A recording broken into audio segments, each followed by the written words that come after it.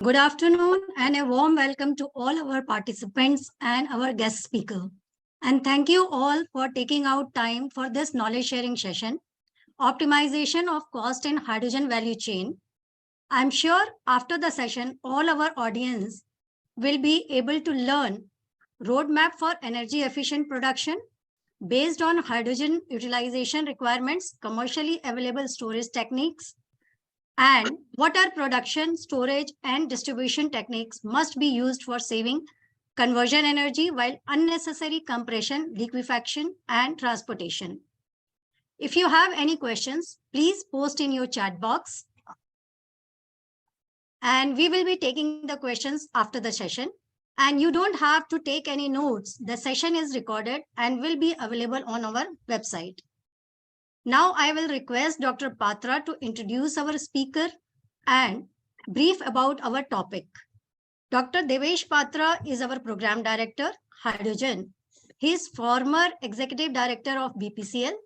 He is with Department of Atomic Energy, Economic Analysis and Policy, Reserve Bank of India, Mumbai for 2 years. He is a Fellow Energy Institute, London. And he has authored 3 books and published 45 papers. He has extensively worked in the area of petroeconomics and energy transition. Over to Dr. Patra. Thank you, Manju. Good afternoon and welcome, warm welcome to all the participants of this webinar. It's a great pleasure that IST has been conducting this kind of webinar time to time. And each webinar is so well received that large number of people are encouraged to attend more and more such webinars. Now, today's webinar is optimization of costs in hydrogen value chain. From the title itself, it becomes so important and so relevant that I am not going to dwell so much on the subject at the moment. We have an expert speaker, Dr. Pranjali Sharma. She is no stranger to this platform. She has delivered her talk on this platform earlier, and she will be dwelling on this subject in great detail. And today's webinar is one of those kinds where we will be going deeper into the subject, and the level of discussion will be kind of advanced level of discussion. However, for the purpose of context setting, I'll be only scratching the surface of the subject. The first question that comes is, why should we transport hydrogen at all? It is possible that hydrogen production and consumption can be coterminous, as it is happening currently in most of the refineries. However, when we are talking of transportation in this session, we are primarily talking of green hydrogen. We are primarily talking about production of green hydrogen at some place and consumption at a different place. That's because green hydrogen production requires electrolyzers, it requires green energy, renewables, and those renewables are invariably produced in remote locations like wind farms and solar parks. In future, there could be a situation where green hydrogen is imported from some other production sources across the water. And therefore, the imported green fuels will have to be distributed across the continent or across the country. Therefore, transportation of green hydrogen is so important. Now, the country or the continent where green hydrogen infrastructures have attained some kind of advanced progress is European Union. European Union initiated a program which is known as European Hydrogen Backbone. That was in 2021. And through that program, they had a plan of adoption of hydrogen in a large scale leading to net zero. The whole of European Union, starting from Arctic Sweden to Spain, from north-south, and then east-west from Cork to Romania.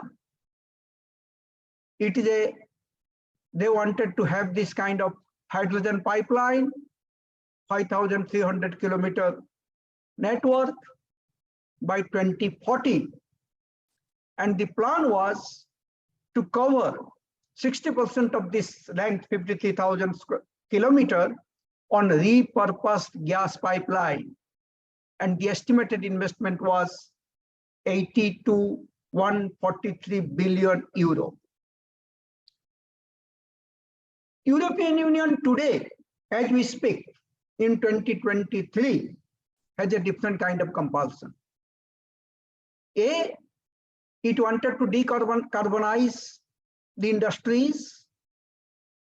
And B, on the top of this, today, European Union has to decouple itself from the supply source of gas which was earlier coming from Russia.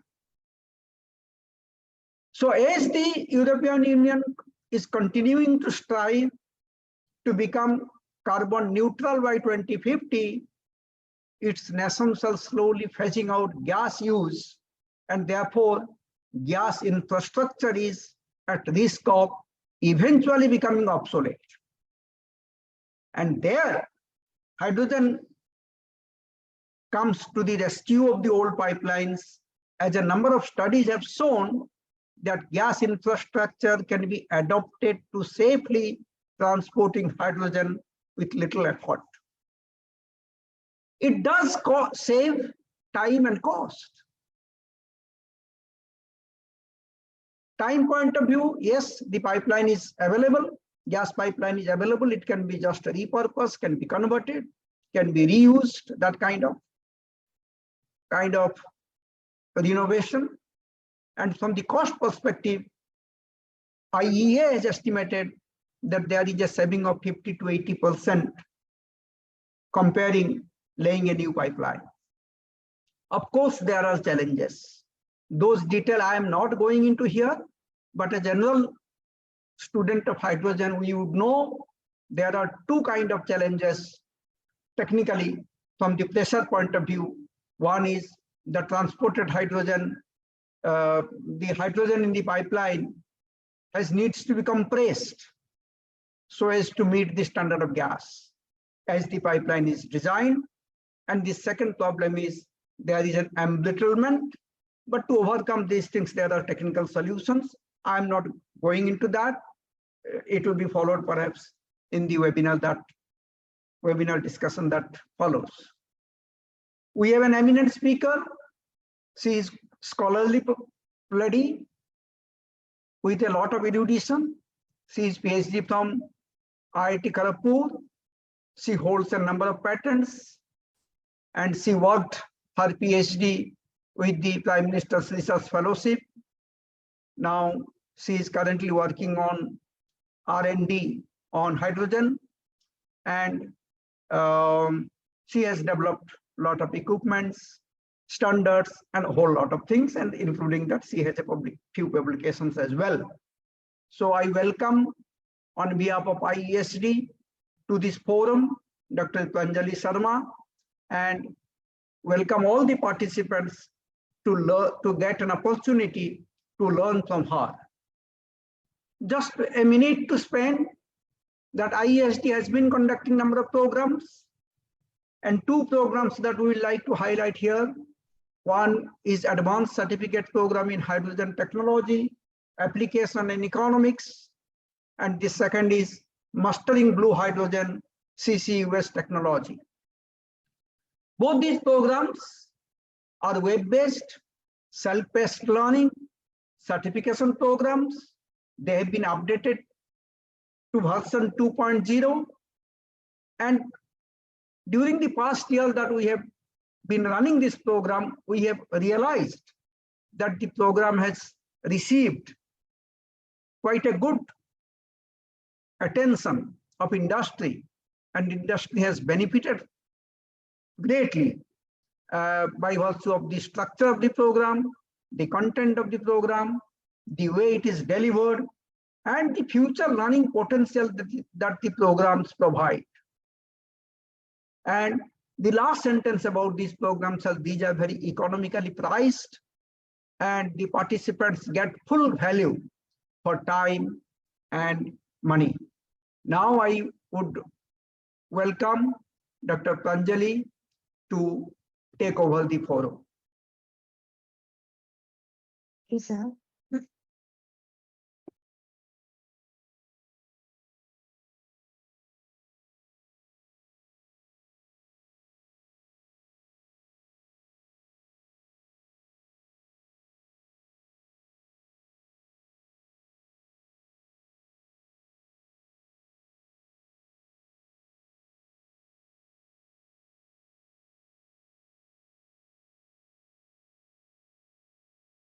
So good evening to one and all present here.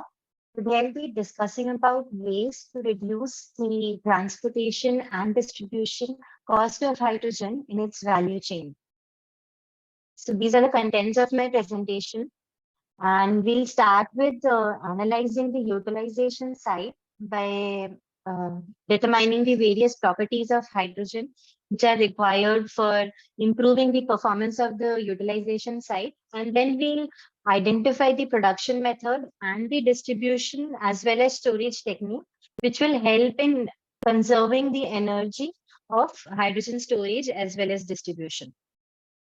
So we start with the utilization sites of hydrogen, which are commercially adopted. Hydrogen is mainly used in the chemical industry for producing ammonia and hydrogen peroxide. There are many other applications, but these are the ones which are majorly popular. Then for ammonia production, we have Haber's process, and ammonia is further used in the fertilizer industry as well as the refrigeration industry. Hydrogen peroxide, which is produced, is used in the medical industry and the textile industry. Then hydrogen also acts as the energy carrier and is used for generating electricity or power in the form of heat. And it is also used as a propellant fuel for automobile applications. So we start with the first utilization site, that is the ammonia production for fertilizer and refrigeration industry. So Haber-Bosch process is a very famous commercial process for producing ammonia. In this, hydrogen, as highlighted in green, is used at 150 to 200 bars of working pressure at 400 to 450 degrees Celsius. So for this particular process, we need hydrogen gas to be available for the process at 150 to 200 bars. And based on the consumption, we see that modern day ammonia production plants produce around 300 metric tons of ammonia, for which around 55 metric tons of hydrogen is consumed in this particular industry per day. As we know that this is a large amount, then we need to decide a storage and distribution technique which will be able to deliver this huge quantity of hydrogen at this particular site, and that too at a pressure of 150 to 200 bar. How we'll do this, I'll discuss this later in this presentation. So the next utilization site, which is very popular, is hydrogenation of unsaturated oils and sugars using hydrogen. So we have nickel or platinum, palladium based catalyst, and we hydrogenate unsaturated oils or sugars using hydrogen to produce vegetable ghee and saturated sugars. So these both are very commonly used products in the market. For both of these cases, we need hydrogen. For hydrogenation of oil, we need it at 180 degrees Celsius at 4 bars. While for hydrogenation of sugars, we need at 70 degrees Celsius at 40 bars. As we know that atmospheric pressure is around 1 bar, then like having hydrogen at 4 bar or 40 bar is similar to what it inherently exists in the atmosphere. So this again has a huge consumption rate. For producing vegetable ghee, we consume around 20 metric tons of hydrogen gas, and for producing mannitol, we need around 11 metric tons. So again, for this particular utilization site, we need huge amount of hydrogen at 4 bars and 40 bars of working pressure. We need to decide a proper distribution and storage technique to improve the cost of this logistic supply chain. Now we have the desulfurization and hydrocracking process in the petroleum refining. Currently, petroleum industry uses gray hydrogen from methane reforming. But if you want to go for greener hydrogen, then that is the hydrocracking process uses hydrogen at 80 to 130 bars, and the desulfurization process uses it at 60 bars. So these two are the pressure requirements. And again, for petroleum refining, nearly 70% of the total global hydrogen consumption is actually consumed in the petroleum refining sector. So this plays an important role in deciding the cost of hydrogen supply chain, as this is the major consumer. So again, hydrogen storage and distribution technique needs to be optimized so that 88.8 million metric tons of hydrogen, which is used to remove sulfur, can be stored and distributed properly to reduce the cost of this entire process. Now, finally, we have a miscellaneous application of hydrogen, which is its usage for reducing any material by providing a reducing atmosphere. So for production of float glass, we have a reducing atmosphere of hydrogen. We also have reducing hydrogen atmosphere in various metalworking processes as well as welding processes. So for these reducing atmospheres, we need ultra high purity hydrogen at atmospheric pressures. And thus the purity of hydrogen plays an important role in this particular industry. The consumption rate for providing this reducing atmosphere is not as high as compared to the petroleum refining as well as the ammonia production industry, but it does play a significant role in the overall hydrogen consumption rate. Now we have the future sector, which we want to develop the most for hydrogen, that is the transportation sector. So this I'll be discussing in detail. We have public and personal transportations which are targeted to use hydrogen. So for public transports, we have many trains running all across Europe, and public fleet vehicles like buses, police fleet vehicles, or cars for personal transportation uses. They all store hydrogen at 35 or 70 megapascals of working pressure, and they have a high consumption rate because we need to cover large distances, and the available volumetric space in those particular vehicles is low. So we need hydrogen stored at high pressures for all transportation applications. Then we have the aviation sector, in which aeroplanes are run using hydrogen stored at 35 megapascal or 70 megapascal. 70 megapascal is preferred for longer driving ranges. Then we have global transportation logistics, in which forklifts or cranes are powered using hydrogen, as it has better energy density. And they perform far better as compared to typical fossil fuels, and they're used for logistic applications like transporting one material from one distance to another. Then we have space exploration applications, in which spaceships, missiles are all powered using hydrogen. As space exploration have issues with volume storage capacities which are available in their space, like cargo space. So in that cases, liquid hydrogen is used.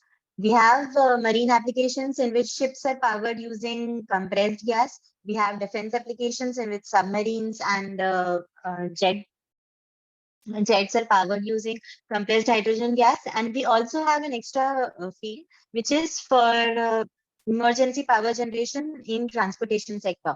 That is, the vehicle just has a emergency deposit of hydrogen, mainly in the form of compressed gas at 35 or 70 megapascal, and it will only be used along with the fuel cell to generate power when the main fuel of the entire vehicle has completely depleted. So this is another application, which is a miscellaneous application and is only used for emergency purposes. So now we mainly know the utilization sites, which would be the most probable sites where hydrogen would be used. And we also know that what pressure and temperature we need the fuel at those particular places. So we have categorized all these utilization sites on the basis of their refilling frequency, their purity, and their physical form required. So physical form will further depend on the pressure and temperature at which the fuel is stored. If the temperature is very low, that is, if it's something close to minus 250 degrees Celsius, then hydrogen will exist in liquid state. And for all rest cases, it would be gaseous. Then if it's more than 100 bar or something, then it would be called compressed gas. For all the other applications, it would be like gaseous form.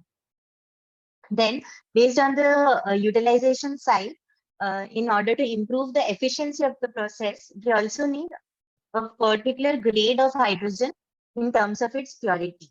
So for operating proton exchange membrane fuel cells, we need hydrogen with a purity index of at least 99.97%. So for major transportation sector, we know that like vehicles are all powered using fuel cell, and hydrogen just acts as a medium to carry energy. So for all transportation applications, we mainly require hydrogen with a purity index of around 99.97%.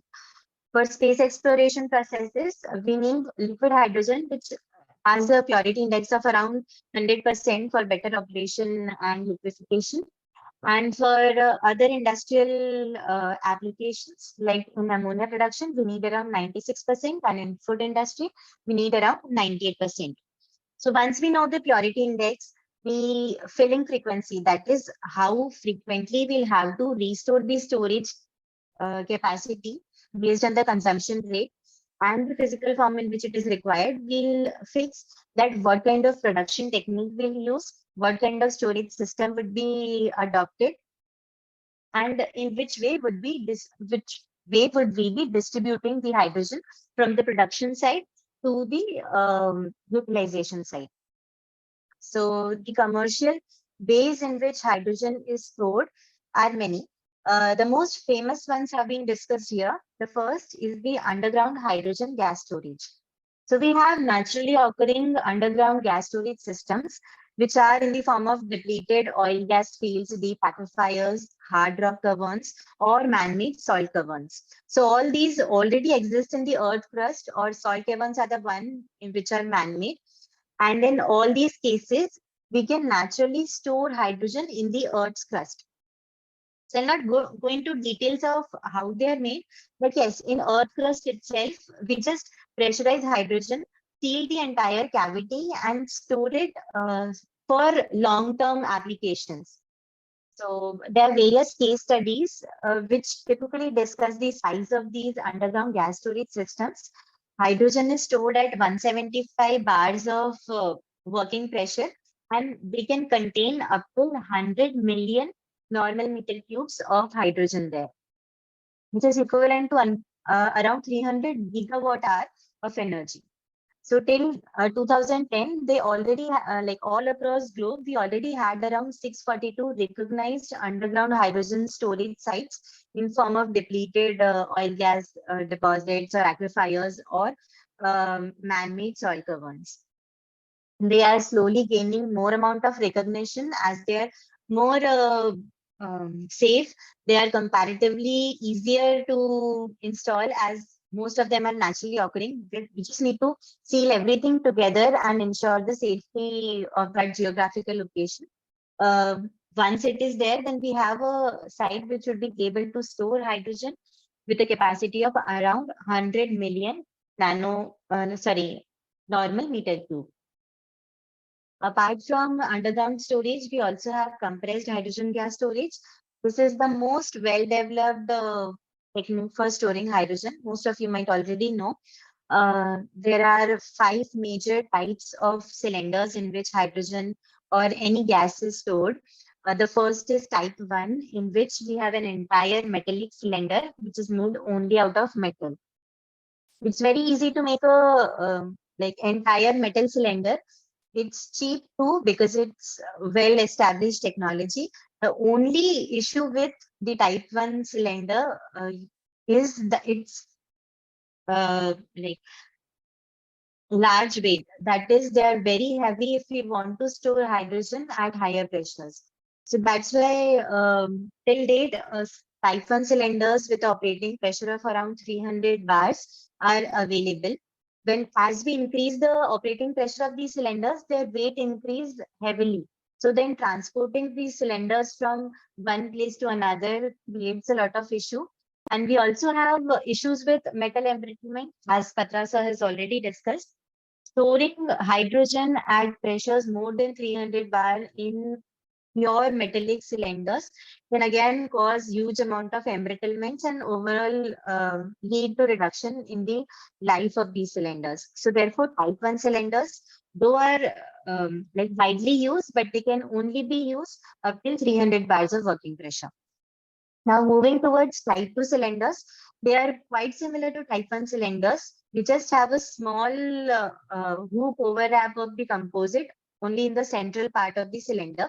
They're very similar to type 1 and they didn't get much recognition. They were just a slight modified version of type 1 cylinders.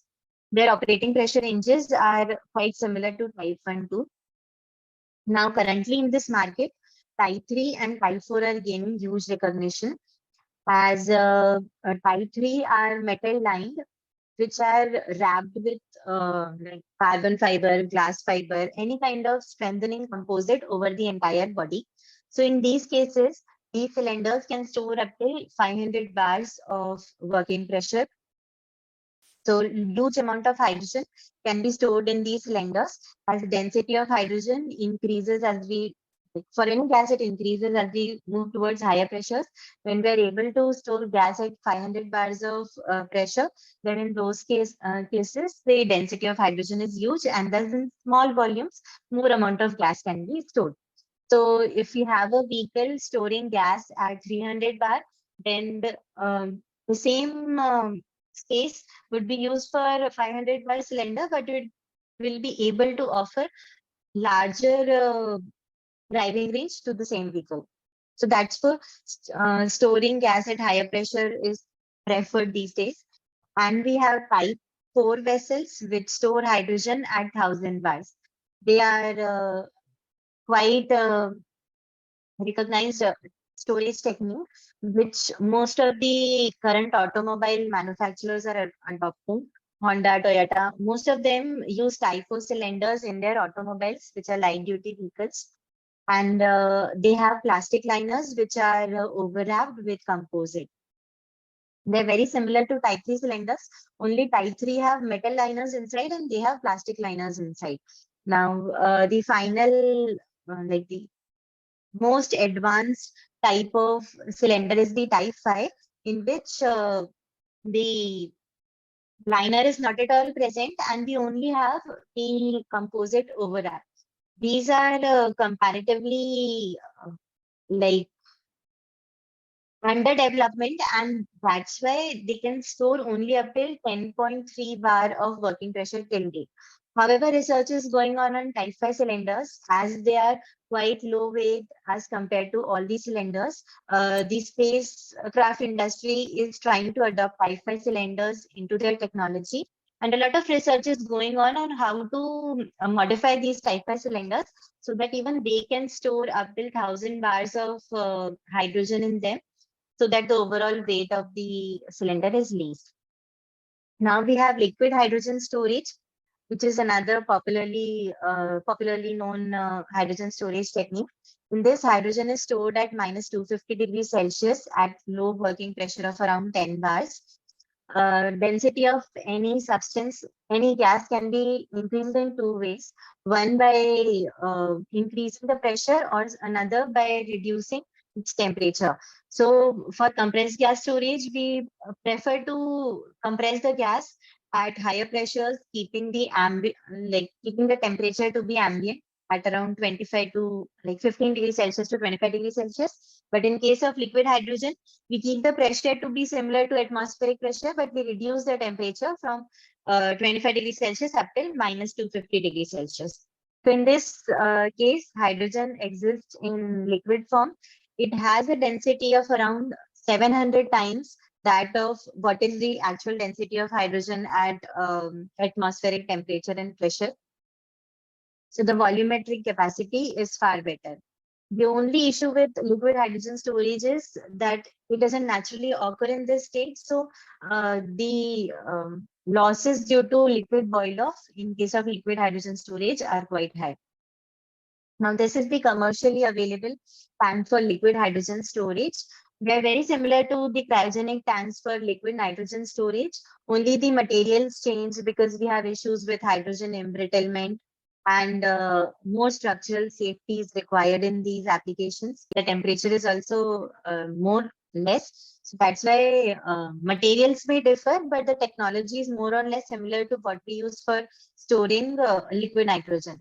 And these are the overall details of a container which can be used for storing liquid hydrogen.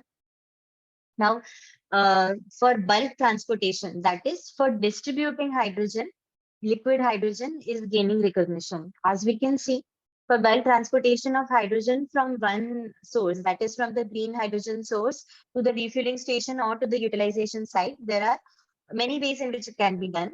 One is pipeline, which is completely different part of the distribution technique. The other is in form of portable storage systems. So we have three kinds. One is the tube trailers. It has type 1 cylinders, which are completely made out of metals. These long cylinders run from this end up till another, and they store hydrogen at 200 to 250 bar. So in one tube trailer, we can store up till 500 kgs of hydrogen at ambient temperature. Then the second possible route of transportation is the container cylinders. So in these container cylinders, we have many type 3 or type 4 cylinders, preferably type 4 cylinders, all stand close to one another and interconnected together to store 1000 kgs of hydrogen at ambient temperature at a working pressure of around 500 bars. And we have the other solution for transporting the same in liquid form. So in this case, we transport liquid hydrogen in 1 to 4 bars of pressure for around 4000 kgs. And in this case, we can see around 4 times of hydrogen can be transported in same volumetric capacity. We have another storage technique in which the liquid hydrogen is further compressed, which is known as cryo-compressed storage. This is under infancy and is being developed. Major companies like BMW is adopting this technology, in which liquid hydrogen is stored in the cylinder and it's further encapsulated with a multi-layer insulation coating and a vacuum jacket. So using this technique, can store hydrogen at minus 250 degrees Celsius of temperature as well as a high pressure of 35 megapascal. So the density in this particular storage technique is the highest. So in least volume, we can have as high amount of hydrogen as we need. So this is the summary slide for major storage techniques which are adopted for storing hydrogen in different physical forms. As we go from underground storage to cryocompressed liquid storage, we see that the density of hydrogen increase for each and every state. As we increase the pressure, the density will increase, and when we reduce the temperature, then also the density will increase. So in both these cases, we can see the density to increase, and thus the volumetric storage capacity of the system improves. Now, the operational cost for all of these systems is calculated. For underground gas storage, it's a way in which we're naturally trying to store hydrogen. So for underground gas storage, once you have sealed the entire system, operational cost is minimum, and that's why it's a very preferable storage technique. If we are able to find a geological location which can naturally store hydrogen in form of depleted oil gas field or any deep aquifer, as operational cost is bare minimum. Then second is the compressed gas storage. This is the well recognized, commercially adopted storage technique in which we compress hydrogen from 1 bar of pressure to 35 to 70 megapascal, like depending on what is our need. And for this, operational cost per kilowatt hour can be estimated using simple thermodynamics equations. It is similar. It is estimated using the calculations for work done, which is required to reduce the not reduce, increase the pressure from 1 bar up till 35 to 70 megapascals of pressure. Now for compressed, cold compressed gas storage, we just need to reduce the temperature from 25 degree to minus 155 or minus 253. So again, in this case, thermodynamics is used to estimate the operational cost.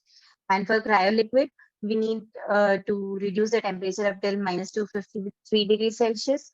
Again, thermodynamics is used to estimate the cost. These are all rough estimates, and this will further depend on the heat losses which occur during liquid storage also. So these calculations may vary. I've just found them from literature.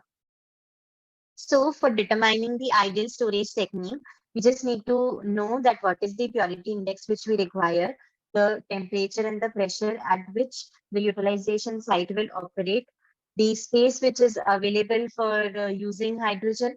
Then we compare it with the operational cost.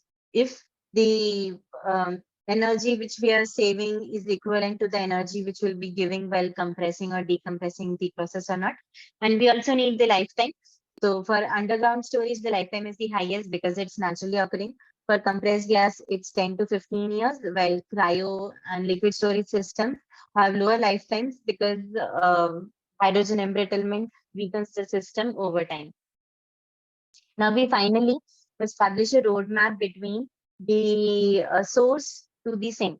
That is, there are various ways in which hydrogen can be produced right now. Natural gas reforming is the most commonly adopted technique of the present regime, as it's the most economical one. But we are slowly transitioning towards greener sources of producing hydrogen to reduce the overall carbon footprints.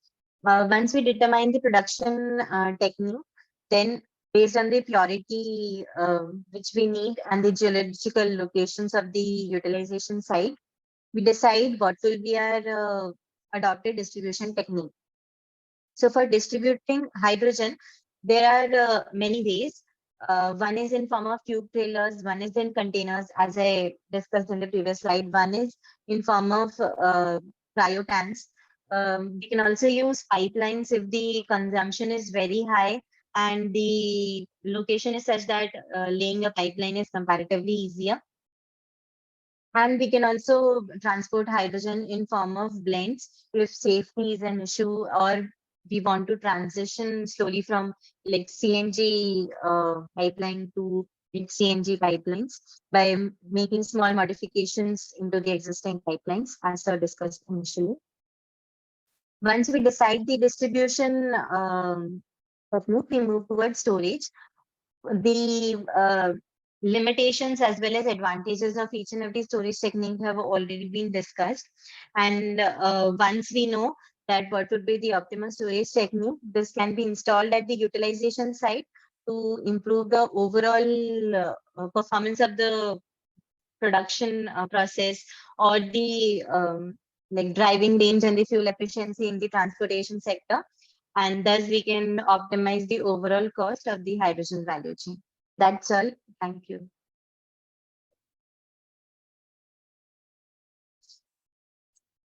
Thank you, Pranjali. We have a few questions, and still I'll request all the audience, if you have any questions, please write in chat box. One of the questions is basically, how much is the cost of hydrogen storage container being discussed? That is from Kakoli. Okay, so cost of the container depends on what kind of container you want. if you're going for a type 1 cylinder, then it may cost up till, like it will come within 30,000 INR or something, if the volume is comparatively lower. If you move towards type 3, type 4 cylinders, then they are very costly, because in India, we don't have indigenous manufacturing techniques of these cylinders. But yes, like if we go for a 50-liter cylinder, then we can say that type 1 cylinder will come within 30,000. But if we want to go for type 3 cylinder, then it may cost even up till 3 lakhs or 4 lakhs for the same volumetric capacity. Another question is, Pranjali, how to ensure hydrogen boil off at safe limits? That is from Sundar. So, how hydrogen boiler functions is that hydrogen is being stored in a container. The temperature of the system is increasing with time. This is natural. When you store a cold substance at a place, then with time it will gain heat from the environment and it will try to increase its overall temperature. So what these cryo cans do is they boil off a small amount of hydrogen within themselves, increase the increase the volume which they get for expansion, or you can say they just decrease the pressure inside the system, and this decrease is equivalent to the loss in heat. So once we have an equilibrium between the heat which is being taken from the environment and the amount of gas which is being lost in the form of boil off to the environment, then we can just ensure the safe limits. This is how cryo tanks are designed. Next question is, which companies in India are investing in hydrogen technology? Although our means participants had discussed between them, but still we would like to answer from you. There are many industries which are actually investing in hydrogen, especially after National Hydrogen Mission gained recognition in India. I don't know where to start from. There are so many, like already in chat box, I can see a lot of replies on this. Yeah, we have L&T, Adani, Reliance, IOCL, GAIL. Every major PSU as well as private firm is actually working on hydrogen technology. It's really good for India. We can reduce the overall carbon footprints and then just go towards greener environment. Next question is, what are technologies and verticals for green hydrogen industries? Okay. Yeah, as Patra sir already explained in his presentation initially, green hydrogen is when you produce hydrogen only using green sources. That is, not much carbon footprints are emitted back into the environment while you are producing those hydrogen. So electricity can be taken into the system in form of wind energy, solar energy, or tidal energy. Once you have energy for the electrolyzers, then you take water from like clean water, or you take sea water, you like process it and demineralize it. Then you have the electrolyzers. These electrolyzers will take energy from solar, wind, tidal sources, convert water into hydrogen, and this hydrogen would be termed as green hydrogen. So this is the way it would be produced. Then further for storing it, transporting it, we have other sources like we have compressed gas cylinders, we have solid storage, we have chemical storage. There are many techniques in which they can be stored, and then we finally utilize it. That's it. Next question is from Mr. Sayandeep. What would be per unit cost of hydrogen that could be made available for automobile or domestic usage? Right now, the cost of producing hydrogen is around 300 INRs per kg. Like what is estimated using the current fuel cell technology available with us. Yeah, as compared to the other sources, it's quite high.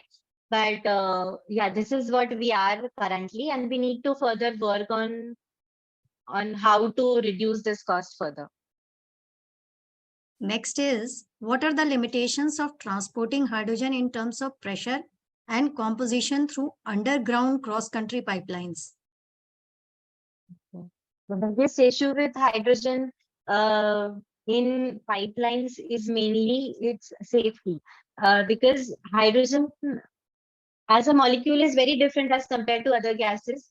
So we have a effect which is known as Joule-Thomson effect. I am going too much into science, but yes, there's one Joule-Thomson effect which is used to establish a relationship between the pressure and temperature of a gas at any particular like area on the pipeline. Like if we have too many turns, then turns or orifice in the pipeline, then there might be places at which suddenly the temperature will increase a lot or the pressure will increase a lot. So in those cases, we need to design pipelines, underground pipelines, keeping in mind the Joule-Thomson effects of the hydrogen for cross country too. Then geopolitics of the country, geographical locations, or probability of having earthquakes, then sudden rise in temperatures naturally, or natural calamities. These can all affect the pipeline majorly. And apart from that, embrittlement is the major issue. We have metal, and metal tries to like diffuse. Metal has spaces through which hydrogen can diffuse from like this end of the metal to another, and this corrodes the metal from inside. So this is another issue for pipelines. We need to modify the pipelines before using hydrogen inside them, or we can just use hydrogen blends instead of pure hydrogen. Next is extract hydrogen from atmosphere or electrolysis process. Which one is commercially more viable? Commercially more viable would Extract like hydrogen from atmosphere or electrolysis process. Which one is more viable commercially? Extraction from weather or environment or air as of now is very costly, and production from by electrolyzer in comparison is far cheaper. But exact number, these are dynamic numbers, as R&D is happening on many fronts in many countries. Exact number we are not very sure, but comparatively it is electrolysis is much cheaper or economical than the extraction from the air. Next, do we have hydrogen powered vehicles in India? We have one, some are running on pilot. We have one where our Minister for Union Surface Transport came to Parliament, and this was very much in the media. We have few. Next is, can we use current infra of gas transportation for hydrogen from one place to another? Sailesh. Yeah, this I've Pranjali. already discussed. We only have issues with hydrogen embrittlement. If we can just ensure that we're losing gas at a comparatively lower pressure, then it can be used. Or if we just make blend of hydrogen, then it can be used. But current pipeline as it is cannot be used for transporting hydrogen at higher pressures. What is the difference in transportation cost of hydrogen as compared to CNG with same configuration of cylinders? Ritesh. Okay. So yeah, I talked about the Joule-Thomson effect of hydrogen. This is what comes into picture when we compare like transporting CNG and hydrogen as two different entities. Hydrogen behaves a lot different as compared to CNG, and thus the transportation cost will also vary a lot, because in case of hydrogen, we'll have to reduce the temperature of the system a lot in order to ensure safety during transportation. If we take gray power with green certificates, would that be green hydrogen also? Question from Rohit. These are commercial issues, basically, that green certificate or carbon credit, all these things are fundamentally commercial issues, and these are yet to be developed in our country. Okay, so. Yeah. Despite the various tie-ups, any specific reason why green hydrogen is not taking off? This is from Mr. Salab Gupta. There could be a lot of reason for that. Primarily, there are three kind of factors. One is the technology on which R&D is happening, and second is financing the projects. On that also, a lot of financial engineering issues are being addressed. And third is policy.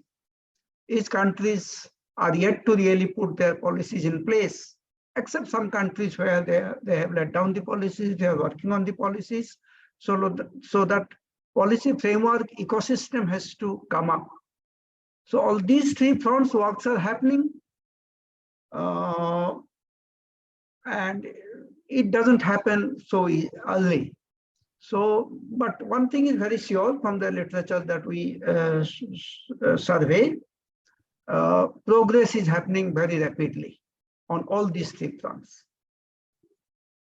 Next question is from again Ritesh.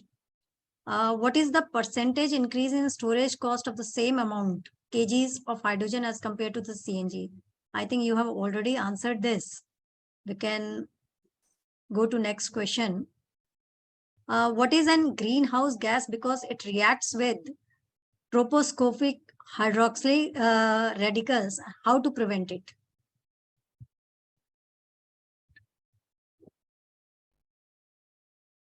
I think there is something in the question. Hydrogen is a greenhouse gas because it reacts with tropospheric hydroxyl radicals, and how to prevent it? I think there's something in the question. Where is this question? I can't find it. Okay, no problem. We can move to the next question. This hydrogen being a part of the greenhouse gas. There have been some debates on the subject in the literature. We are yet to arrive at a conclusive answer to this. However, as of now, what we know, if you draw a line of, continuum of from pollution to green, then hydrogen is at the extreme end, because it does not leave any greenhouse gas at the stage of consumption.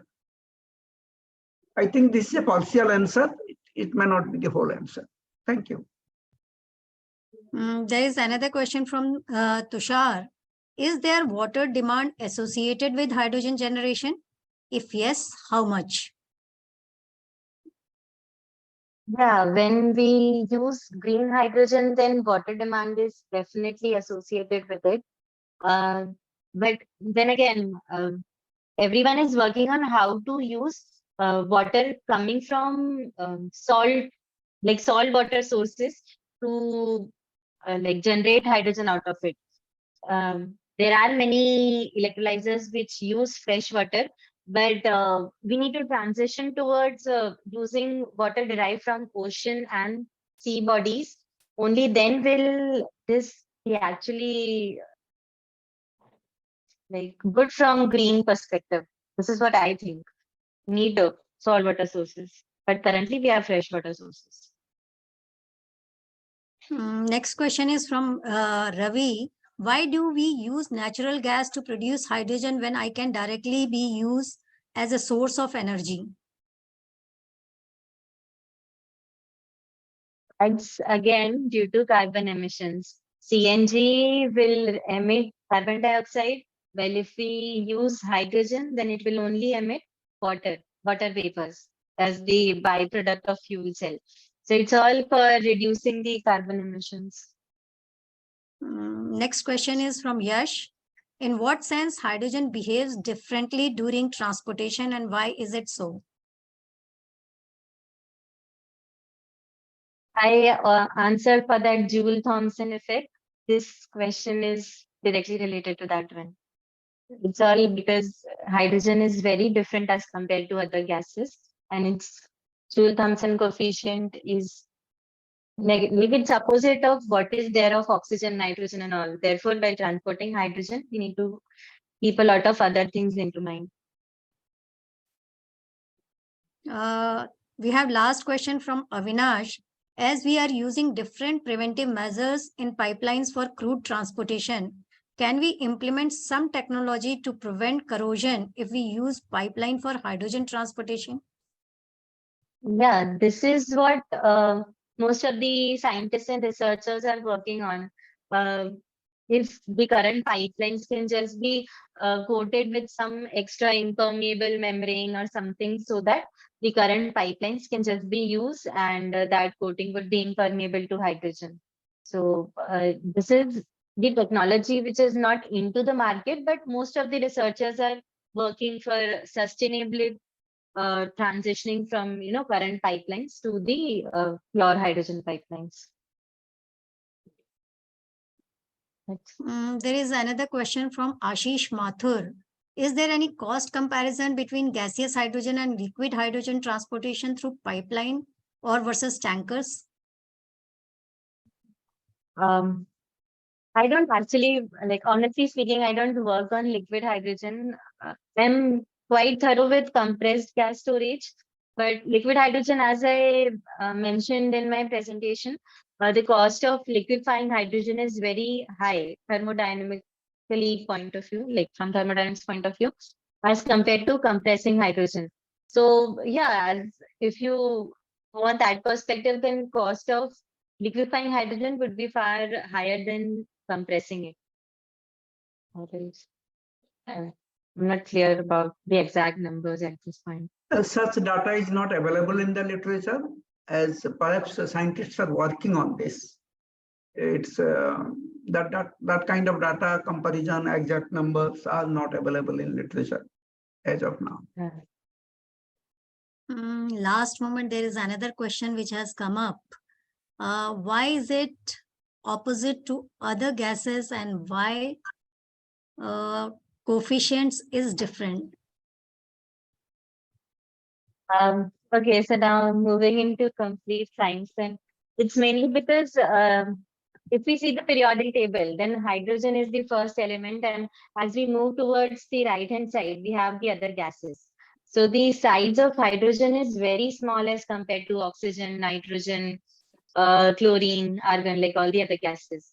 So if you see the position of nucleus and electron which is there in hydrogen, and when we compare it with the other gases, then we can see that the repulsive forces in hydrogen would be far higher as compared to the other gases, because in hydrogen the nucleus would only be surrounded by one electron, and in case of oxygen there would be around 8 electrons surrounding that nucleus. So the overall positive charges in hydrogen and the positive charge in oxygen, like this is just the, like from layman point of view, if you just see, there would be more repulsion when we try to compress hydrogen molecules together.